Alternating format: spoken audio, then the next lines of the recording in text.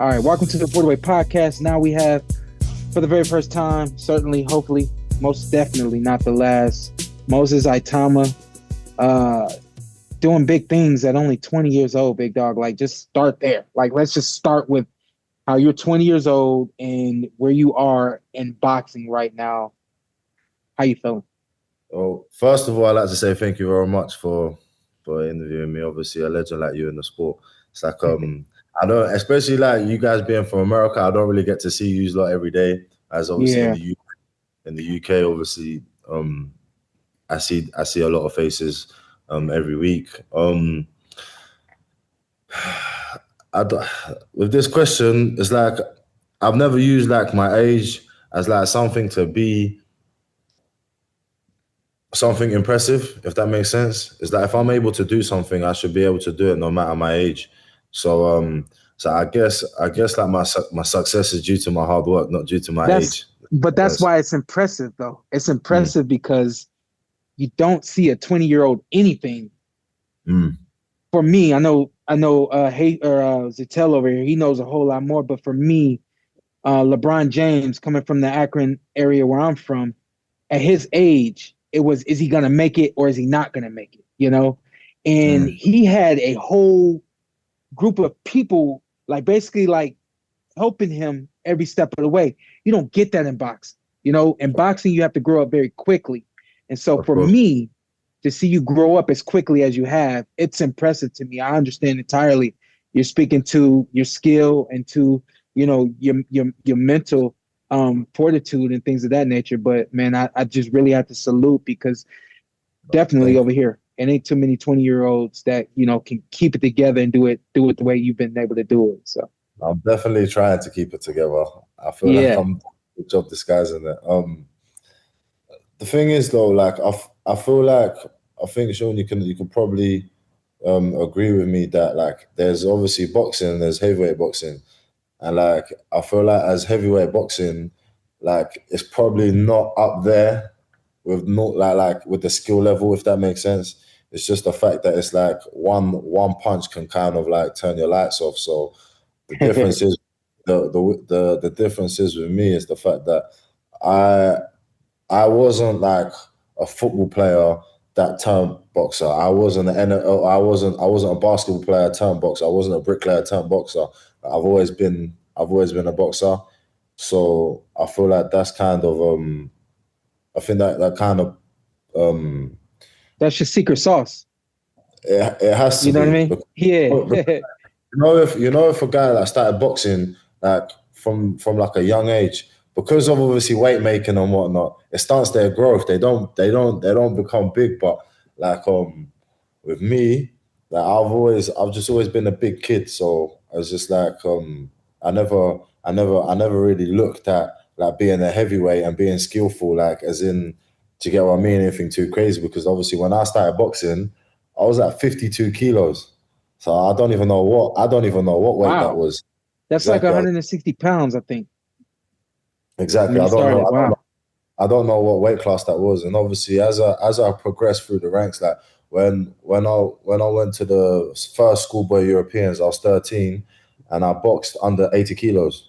So I wasn't heavyweight then, but Right. like I was still a big kid. And it's like when I learned how to box, it was when I was little. So Hmm. it's obviously I got the skills of the little guys, but just obviously transitioning into the heavyweights. Yeah. One more for me, Zintel, but I knew that we over here we call it fluidity. Your ability as a big man to move and be very, very agile, be fast Hmm. and quick and things of that nature.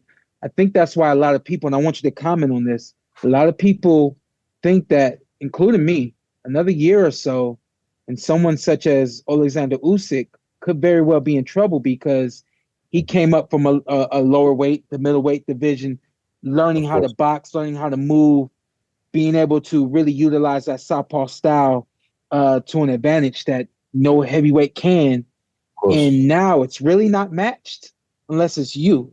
So No, obviously I appreciate them kind words. Like listen, obviously you can't really compare me to obviously Alexander Usyk because the man man's an Olympic gold medalist, like 2-time unified champion of the world. Like, I haven't done none of that. So, but it's just the fact that, like, I know that I've never faced anyone like Usyk, but I know also Usyk hasn't faced anyone like me. So, that's why it just makes it so intriguing. We're just if it happens, it happens. If it don't, it don't. But like, Yeah, listen, I'm on my own journey, so I feel like obviously there's a big stress factor within my team that they want to see me do the rounds. Like, I haven't gone past 6 rounds, and I'm already ranked number one with like the WBO. I believe the WBA as well, ranked number 3 with WBC, and I ain't even gone past 6 rounds. So I think my team is definitely stressing out. Like, I need to get a fighter that's going to give me a couple rounds just to kind of prove my mettle, and I want to prove that to myself as well. of course. Moses, I kind of hate we got to get right into the state of heavyweights right now and everything because we're still getting to know you overseas, and I know your parents immigrated to England. I think what was it? Your father from Nigeria and your mom from Slovakia, right? And So my father's a proud Nigerian. My mother's Slovak. I believe they met in the UK, but I was born in Slovakia, and I lived there until I believe it was 2008, and then I moved to Kent, which is just next to London. I moved to Kent, and then I guess the kind of boxing gym brought me into boxing, and then now I'm just here making moves. how old were you when you got pulled into the gym? So I believe I was it must have been around, so it was at 9 years old I started, but then I stopped for a little while because, man, I was getting beat up in sparring. I was 9 years old and I was sparring like the older boys, and they used to cut me up, bruise me up. I used to have nosebleeds and XYZ. I used to vomit every session. And for a 9-year-old, that's just too much. So I was just maybe boxing's not for me. So I started playing football, and then I just got really bored of playing football. So I just went back to boxing. Obviously, European football, you guys call it something else. Soccer. We call it soccer. Don't act like you don't know. Should be illegal. I know you don't call it soccer. I just didn't want to say it. I know. I said, don't act like you don't know. Go ahead, Zittel. But there is so much talk about you and Usyk, and you mentioned your team obviously wants to get you some rounds. You haven't been past 6 rounds, but what do you think of it, Moses? Do you feel like you could beat Usyk right now if he's put in front of you, or do you feel like you have to be realistic and fight a top 10 guy, Dubois, Joshua, Caballel, Parker? Do you feel like you need that experience, or you could do the job right now? The reason why I say me and Usyk would be a good fight, because obviously I do believe that I will be able to beat him, and I remember Floyd Mayweather saying, he said if you don't feel like you're the best, then you're in the wrong sport. And that's just, I feel like I have to take a lot away from that, because it's hard going into a fight not backing yourself. So I'd always back myself. And with Usyk, the fact is, it's obviously I do believe I'd come out that fight victorious, but it's I will always have multiple chances at it, but I'll never have a chance at Usyk, if that makes sense. So that's the reason why that's why I want to get that fight done. But obviously, if it don't happen, I understand, there is obviously a lot of fighters in the waiting line, like Caballel and XYZ. But it's just the fact that I know Caballel, Dubois, and all them fighters are going to be around for some time. I don't know how long Usyk's going to be around, so that's the only reason why I'm kind of, getting people to make that. Usyk ain't got time for you. He ain't got time for you. I know. I mean, a lot of people have said it. I'm 38, so I know he's, 37, 38, maybe even close to 39 now. So, the way I look at it, I still believe you have quite a few years to go before you're actually in your prime. And this is another thing that separates you from most heavyweights, most boxers too. Not only are you mature for your age, we always say over here, we say that the heavyweights are the babies in boxing because even though they're big, they take a little while longer to actually mature. Even the muscular, Like uh, Lennox. yeah, like everything takes longer for you big guys, So it just really seems like, yo, this dude is kind of a robot, like kind of a machine, like, and he's kind of made to do what he's doing. I'm thoroughly impressed, honestly. The thing is, though, it's just like the way I see it is if I'm as good as this at 20, imagine what I'm going to be like when I'm 25, 26. Yeah. So, but You, like, let me ask you this: how familiar are you with Jerron Boots Ennis? I know Jordan Ennis. I know Jordan Ennis. I watched this fight with David and the Vizian, yeah. So the thing I feel about Boots is you need people, refer to it as game time on game night. You need people on game night that can mature you on game night. You mature in training, you mature in training camps, sparring with other great fighters and stuff like that. But to me, the best way to mature and become a better fighter, get closer to prime and things of that nature, is being in fight game mode and having to go through things. And he just really hasn't had an opportunity to do that yet, rearing, I think, 30 years old now, if he isn't. And I think, just kind of a advice to you beyond camp, you need past 6 rounds, past 10 rounds to really season, everything that you got. So of course. And but the thing is, like, I understand when people say that. It's just the fact that I don't like the comments where it's like, oh, what's his chin like? My heavyweight. Do you know what I mean? Yeah. Find out what my chin's like. We never want to find out what the heavyweight chin You know is what I like. mean? Yeah. Like, I was in camp with Richard Riakpo, and like I remember we was talking about like people that have good chins, and I was like, boy, how did you get like a chin like Golovkin? And he just cut me off. He's like, bro, it's just best not to find out. Right. The thing is that I get so much stick because I don't get hit. Do you get what I mean? It's like I don't want to know what I react when I get hit. Do you get what I mean? But if I'm there, like I hope I react positively. That's, you know what though? That's always that just means you're a blue chipper though, Moses, because when a guy's showing you speed and power, counter punching, can lead, got movement. Now all that's left to ask is what happens when he gets hit. So that you've arrived at the stage the best prospects arrive at, But the thing is though, it's like I've never judged a good fighter on how good his chin was. Matter of fact, I'll judge his level of fighting worse if his chin is constantly getting tested. So I don't think how good of a boxer you are depends on how good of a chin you have, and that's me, and like me, I'm just doing my own thing in it. Like I spar a lot, and obviously like sparring and fighting is two different things. And I know in sparring I've proved it to myself that I can go past 6 rounds. Like in my last fight against Dillian Whyte, I must have sparred like 8-10 rounders because like just my coach Ben Davidson, he just wanted to make sure that I'm able to do the rounds, and like I was getting sick and tired of him. So I knew when I went into that ring that I was able to do 10 rounds, and it's just the fact that if it does go 1 round, that I get annoyed because like I was in training camp for 14 weeks, like. I know you don't get paid for overtime, but at the same time, like I want to show people like what I'm capable of. You know what I mean?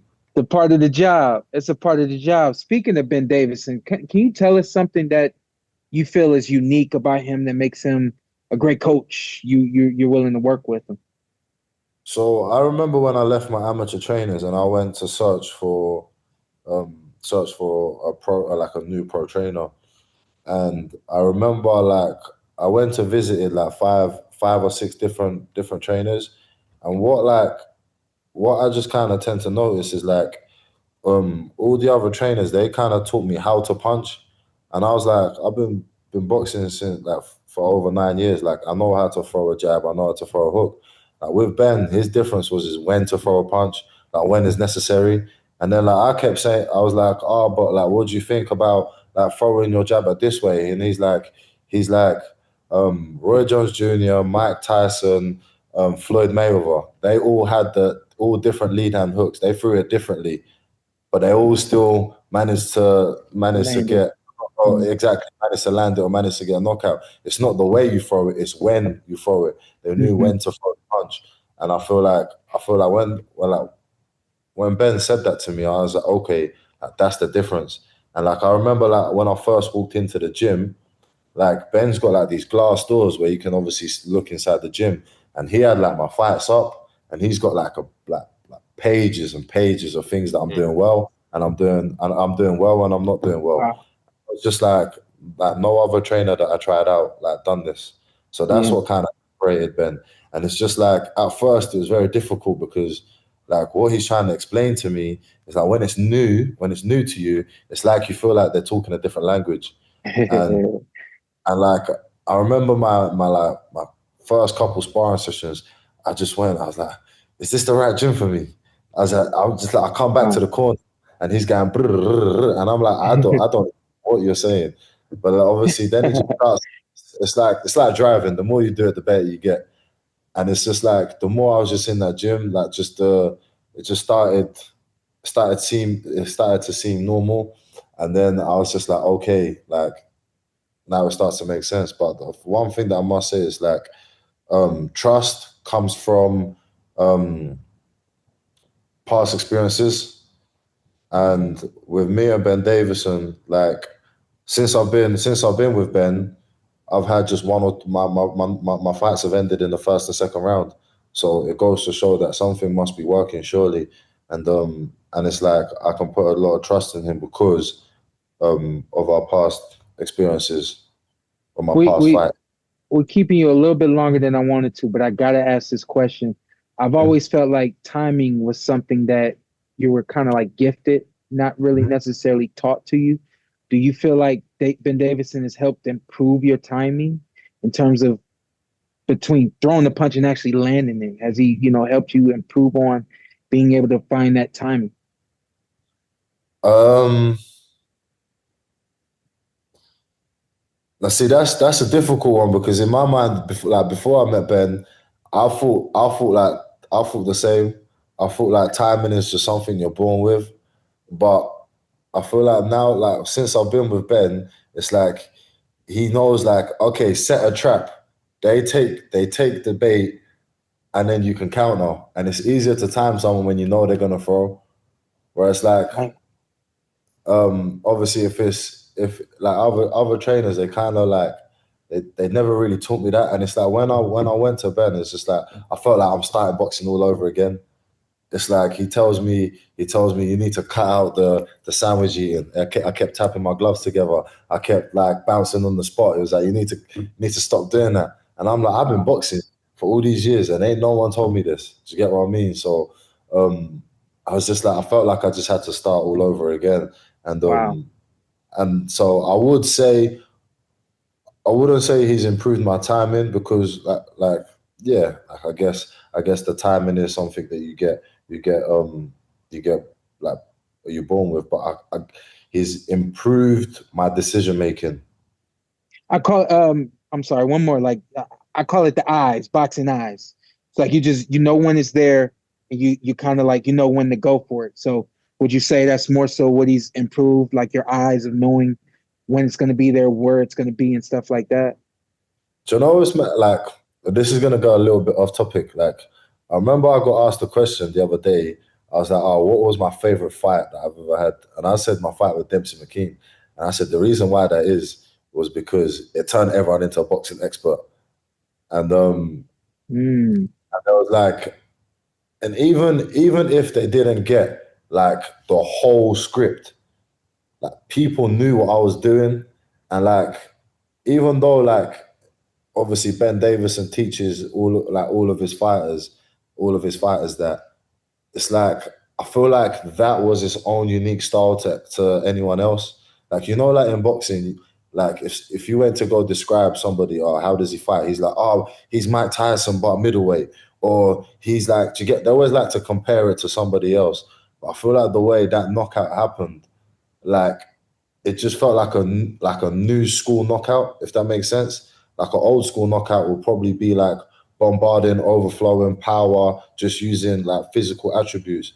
But like that was kind of a new school knockout where it's like I kind of set it up and I used like, the new school era or the new school methods. Got you. Zittel, one more, man. We gotta let the kid go. Yeah. Moses, I'm gonna have to throw just one last Usyk one at you, just because I think, and Max Kellerman thinks, and a lot of the fans think this is the sexiest fight in the heavyweight division. You and Usyk. What do you think about him? I think it was a month or two ago, kind of throwing cold water on the fight, kind of saying in so many words, we're looking at veterans and not really the Itauma fight. And why isn't that fight you Mayweather Canelo, where he's Mayweather and you're Canelo, a little too young and everything? And then lastly, to wrap that all up, just ultimately, do you think that fight will happen, or is it going to be a case of you wait until your turn and you got next? Or do you think before he hangs him up, you two will share the ring? No, I don't think that fight will happen. The only reason why I say that is because I feel like if Canelo, if Usyk fights me and like I do beat him, it undoes a lot of things that he's done. Like it undoes his achievements, I think, and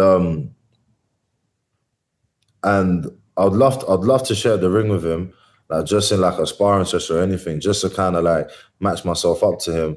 But like,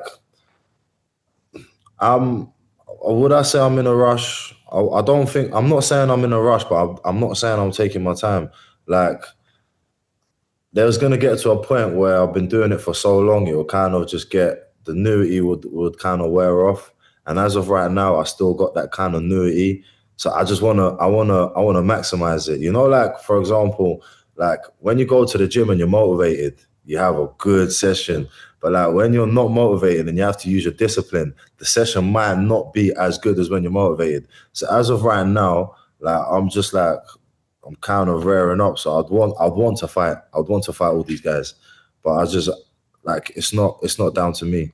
Like I said, if I was to fight Usyk, I think it undoes a lot of his achievements. So I don't think he would take it. But if he was to, it would be a pleasure. I'd love to. What do you know what's next for you?